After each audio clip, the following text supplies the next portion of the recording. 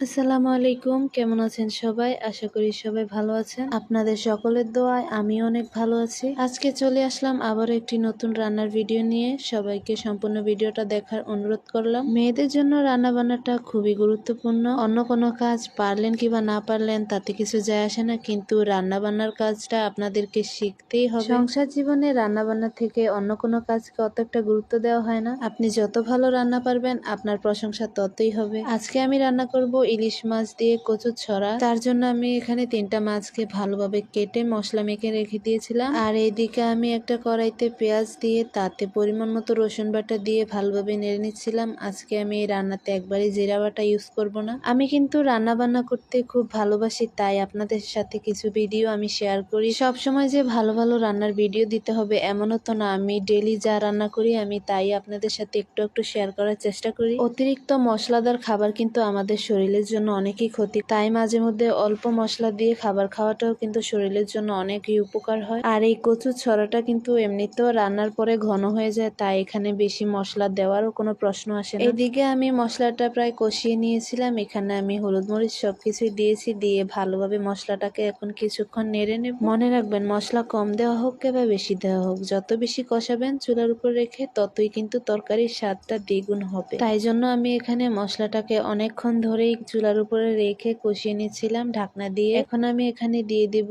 ওই যে মশলা মাখা মাছটা। আমার কাছে কেন জানি মনে হয় ইলিশ মাছটা এইভাবে রান্না করলে ভালো লাগে। এইভাবে রান্না করলে মাছের স্বাদটা আরো দ্বিগুণ বেড়ে যায়। অন্যান্য মাছ আমি ভেজেই রান্না করি, কিন্তু ইলিশ মাছের ক্ষেত্রে আমি একটু কাঁচাভাবেই রান্না করার চেষ্টা করি। আমার কাছে ভালো লাগে, তবে আপনাদের কাছে নাও লাগতে পারে, কারণ আমাদের এক একজনের রুচি এক এক রকম। তাই আপনারা আপনাদের পছন্দ মতো রান্না করবেন, আমি আমার পছন্দ মতো রান্না করলাম। এইখানে আমি মাছগুলোকে কিছুক্ষণের জন্য ঢেকে রাখলাম যাতে মাছগুলো ভালোভাবে সেদ্ধ হতে পারে। এখন আমি ঢাকনা খুলে মাছগুলোকে একটু ভালোভাবে নেড়ে দেব, কারণ নিচ থেকে লেগে যেতে পারে যেহেতু ঝোল অল্প আছে। এখন আমি এক এক করে মাছগুলোকে তুলে নিচ্ছি, কারণ মাছগুলো সেদ্ধ হয়ে গেছে। এর থেকে বেশি যদি সেদ্ধ করতে যাই মাছগুলো দেখা যাবে ভেঙে যেতে পারে। তাই আমি এক এক করে সব কটা মাছ এখান থেকে তুলে নিলাম। তুলে নিয়ে একটা বাটিতে রেখে দিলাম। এখন আমি এই মশলাটাতে দিয়ে দিব আগে থেকে সেদ্ধ করে রাখা ছড়াগুলো। এগুলো দিয়ে এখন আমি ভালোভাবে মশলার সাথে একটু মিশিয়ে নেব। তারপর তরকারিটাকে একটু কষানোর জন্য আমি চুলার উপরে রেখে দেব।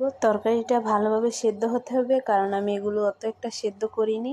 অল্প কিছুক্ষণ চুলার উপরে রেখে তারপরে পানিটা ছেঁকে নিয়েছি। এখন আমি তরকারিটাকে একটু নেড়ে চেড়ে দিচ্ছিলাম যাতে নিচ থেকে লেগে না যায়। তারপর একটু খুন্তি দিয়ে খোঁচা দিয়ে দেখছিলাম যে এগুলো সেদ্ধ হয়েছে কিনা। দেখলাম যে না, অনেকটাই সেদ্ধ হয়ে গেছে, কারণ এইসব ছড়া কিন্তু একবারে নরম হলেই খেতে ভালো লাগে। তো তরকারি যেহেতু সেদ্ধ হয়ে গেছে, তাই আমি এখানে একটু পরিমাণ মতো পানি দিয়ে তাতে মাছগুলো দিয়ে দিয়েছিলাম। দিয়ে আমি এখন ভালোভাবে চুলার উপরে এগুলো রান্না হতে দেব।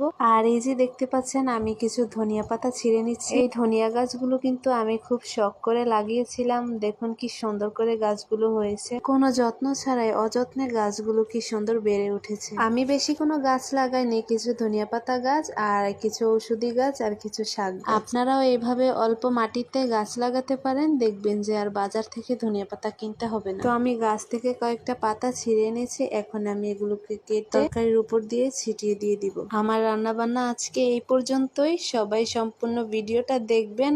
আর আজকের জন্য এতটুকুই রইল। সবাই ভালো থাকবেন, সুস্থ থাকবেন। আবারও দেখা হচ্ছে নতুন কোনো ভিডিওতে।